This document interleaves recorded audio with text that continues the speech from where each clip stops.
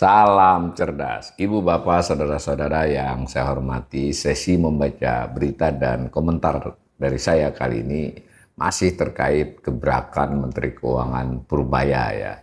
Kali ini saya bacakan dari CNN yang memberitakan selain dari mengutip pernyataan Pak Purbaya juga dari petinggi Kementerian Keuangan lainnya. Nah, judulnya Kemenq pastikan 200T yang ditebar ke bank tak boleh buat beli SBN. Ya, diturunkan oleh CNN Indonesia pada Kamis jam 6.47 pagi. Nah, di sini ada video, jadi juga karena ini CNN juga adalah jaringan TV, itu bisa kita lihat ada pernyataan Pak Purbaya, tapi beritanya begini. Kementerian Keuangan memastikan uang pemerintah senilai 200 triliun yang dialihkan dari Bank Indonesia ke perbankan tak bakal dipergunakan untuk membeli surat berharga negara. Itu nanti kita pastikan 200 triliun bukan untuk beli SBN, kata Direktur Jenderal Dirjen ya, Strategi Ekonomi dan Fiskal Kemenq Febrio Kacaribu usai rapat dengar pendapat dengan Komisi 11 DPR RI hari Rabu 10 September ya. Nah, ini nama direktorat baru ya, Strategi Ekonomi dan Fiskal, dulu Badan Kebijakan Fiskal ini ya. Nah, jadi Direktorat Jenderal. Memang betul bahwa kalau kita melakukan penempatan dana dalam hal ini kan kita ingin supaya itu digunakan untuk menciptakan kredit. Tentunya kita nggak mau perbankan nanti menggunakan untuk membeli SBN, itu nantinya counterproduktif. Kita siapkan peraturannya, tegasnya. Jadi dari Dirjen begitu ya, untuk menindaklanjuti pernyataan Menteri Keuangan bahkan di depan DPR ya. Febrio menekankan niat Menteri Keuangan Purbaya Yudi Sadewa adalah mempercepat penambahan likuiditas di perekonomian Indonesia. Harapannya akan tercipta kredit yang disalurkan perbankan kepada masyarakat dan bisa menggerakkan perekonomian. Nah, akan tetapi Febrio belum bisa merinci pasti bentuk simpanan dana pemerintah tersebut. Ia hanya menegaskan Kemenq masih dalam tahap menyiapkan regulasi terkait. Nah, jadi ini penting ya, bahwa ya sudah benar Menteri Keuangan itu memberi pernyataan yang sifatnya kebijakan umum, tapi kan juga cara mungkin karena stylenya ya, gayanya menjelaskan dengan cukup, untuk ukuran seorang menteri cukup antusias gitu ya.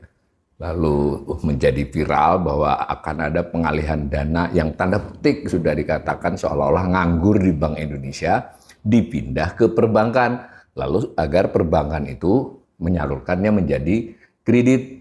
Nah, ini tadi dari keterangan Dirjen ya, Dirjen berarti otomatis harus yang lebih teknis dari Menteri Keuangan, lebih strategis lah. Itu mengakui bahwa regulasinya masih disiapkan, karena ini kan kebijakan akan menjadi kebijakan baru. Kan nggak bisa hanya naruh begitu saja, karena ada aturannya tentang duit yang sudah ada di Bank Indonesia. Itu duit apa dari pemerintah? Dipindahkan tentu harus ada payung hukumnya. Kemudian ketika ditaruh di bank, dalam hal ini ada Bank Himbara ya, 4 bank konven dan 2 bank syariah, itu disalurkan untuk apa? Nah, itu kan harus ada aturan mainnya. Ini kira-kira begitu. Tapi saya ingin mengingatkan pemirsa, berarti ini masih butuh waktu. Kita masih harus tahu nanti seperti apa aturan mainnya. Nah, ini dikatakan juga nih oleh Pak Febrio ini tadi ya, Dirjen. Ia juga tak menjawab pasti apakah dana pemerintah sebesar 200 triliun itu hanya akan disimpan di bank-bank umum atau juga menyasar perbankan swasta. Nah, gitu ya. Jadi 200 menurut opini, menurut berita-berita sebelumnya itu hanya di Bank Himbara, tapi ini ketika ditanya apakah juga bisa ke bank swasta, ini belum dipastikan katanya. Pengalihan dana pemerintah dari Bank Indonesia menjadi langkah pertama Purbaya untuk membalikan perekonomian Indonesia yang lesu, itu argumennya ya.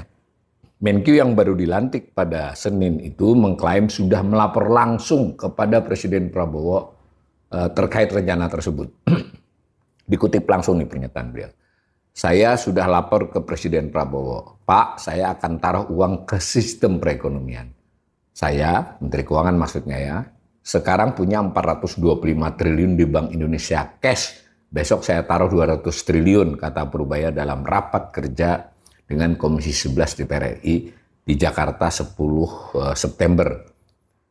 Nah, begitu saya masuk ke Kemenkyu, sebelumnya sudah kita lihat bahwa sistem finansial kita agak kering. Makanya ekonominya melambat. Makanya dalam 1-2 tahun terakhir orang susah cari kerja dan lain-lain karena ada kesalahan kebijakan di situ moneter dan fiskal, jelasnya selepas rapat.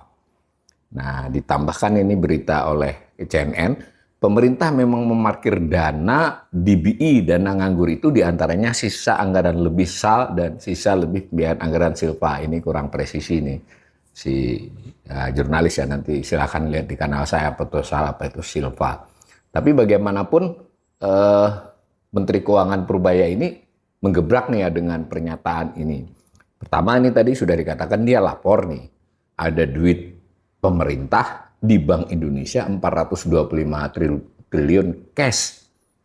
Nah, lalu dia mau naruh 200 gitu. Tapi meskipun tadi kata Dirjen itu masih dibuatkan aturan mainnya. Ini dulu, ini nanti satu hal yang mesti dikritisi oleh ekonom ya, termasuk saya, tapi nanti di sesi lain, bener nggak ada duit 425 triliun itu? Ya, itu tuh penting ya, karena memang, nah ini si CNN menambah, memang ada dana SAL. SAL-nya 400 bukan lagi 450, seperti kata Pak Menteri 457 bahkan. Jadi ya sama lah, boleh dibulatkan 450. Nah ini malah 425. Bener nggak segitu? Karena itu SAL. Tapi bener nggak duit SAL itu duit yang hard cash yang bisa disalurkan begitu saja? Sebanyak itu satu hal. Yang kedua, ya kalau disalurkan ke bank, apakah bank akan menyalurkannya ke dalam bentuk kredit gitu ya? Bisa diatur.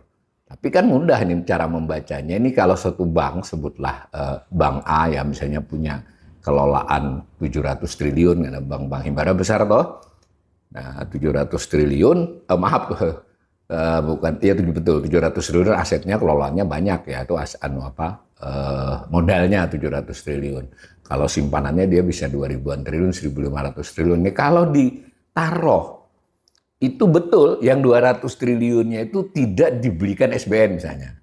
Tapi kan dengan adanya duit itu, duit yang bisa untuk yang semula direncanakan kredit kan bisa digeser ke SBN. Yang 200-nya ini yang kredit. Sebenarnya kita harus praktek perbankan itu kan seperti itu. Jadi betul duit yang masuk itu tidak gunakan untuk yang lain selain yang diperuntukkan oleh aturan. Tapi kan dengan adanya duit itu si bank lebih longgar dong. Duit yang semula untuk keperluan kredit misalnya, itu yang dibelikan SBN. Apa yang dilanggar? Misal ini ya. Jadi di sini betul-betul harus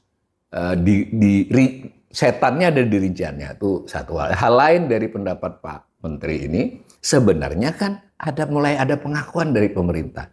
Sebelumnya kita selalu melihat pemerintah tidak mau mengakui kondisi ekonomi tidak baik-baik saja. Menteri Keuangan kah, Menteri Perekonomian kah, bahkan Presiden mungkin berapi-api kita sedang maju-majunya ini menuju ke arah yang lebih maju. Ini Menkyu baru ini saya kasih pujian ini ya, berarti dia mengakui dong. Makanya ekonominya melambat nih, saya kutipkan ya, makanya dalam 1-2 tahun terakhir orang susah cari kerja dan lain-lain karena ada kesalahan di situ moneter dan fiskal. Sebuah pengakuan yang sangat berani ya. Nah, dan jangan lupa kalau fiskal mengkritik Ibu Sri Mulyani, sekarang dia otoritasnya oke, mengkritik moneter, hak beliau apa? Bank Indonesia itu independen loh ya, saya ingin ingatkan. Otoritas kebijakan moneter Bank Indonesia. Ini kalau disederhanakan, menteri ini sudah menggali kakak papak peperangan. Bank Indonesia tidak pernah mengakui, lihat saja semua dokumennya, kebijakan moneter kami kurang tepat, nggak ada. Semua rilisnya kebijakan moneter sudah bagus. Ketahanan eksternal baik, inflasi terjaga, rupiah cukup stabil, melemah tapi selalu bisa dikendalikan. Lalu begini nih kita tunggu ini, babak baru dari Menteri Keuangan dengan Bank Indonesia, fiskal dan moneter. Jadi banyak ya aspek ini. Nanti saya akan coba di beberapa sesi mengulas terus, baik itu assessment maupun podcast. Tapi dari berita ini, saya ingin menggarisbawahi kepada pemirsa. Pertama saya puji ini, artinya sebagai menteri dia langsung membuat gebrakan ada kebijakan baru. Meskipun sebenarnya sudah didahului oleh Ibu Sri Mulyani, meski nilainya hanya 16 triliun kan. rencananya mau naruh di bank untuk Kopdes lah, ini langsung 200. Nah, itu artinya untuk mendorong ekonomi agar likuiditas tersedia duit di bank untuk disalurkan ke sektor real itu tersedia. Tapi menimbulkan masalah kedua, itu harus ada aturan mainnya. Aturan mainnya katanya masih disusun. Oke. Yang ketiga, bahwa betul duit itu oleh bank tidak dibelikan SBN. Tapi kan dengan kelonggaran itu dia bisa pakai duit lain dong, beli SBN untuk kantong kiri kantong kanan buat bank. Bagaimana mengaturnya itu? Nah, yang keempat, menteri ini sudah mengakui bahwa kondisi kurang baik dan ada kesalahan kebijakan fiskal dan moneter. Fiskal beliau mau perbaiki. Tapi untuk moneter, apakah ini akan direspon oleh Bank Indonesia? Apakah Bank Indonesia juga mengakui bahwa kebijakan moneternya tidak tepat selama 1-2 tahun ini? Ini babak baru dari wacana kebijakan ekonomi Indonesia. Tapi saya berterima kasih bahwa ini menteri baru membuat wacana menjadi lebih terbuka, bahkan di DPR, ya gampangannya dia benar kata beliau, dia bergaya koboi, maka saya di satu sisi respect bahwa ini untuk menjadi wacana publik dan kanal ini akan terus menyampaikan mudah-mudahan dengan cara berimbang, tetapi saya juga mengkhawatirkan bahwa beliau bisa offset untuk hal-hal yang mungkin belum sempat beliau telisik tadi. Benar nggak ada duit 425 triliun in cash, hard cash? Lalu benar nggak mau diakui oleh pemerintah kebijakan fiskal dan moneter selama ini kurang tepat atau bahkan keliru?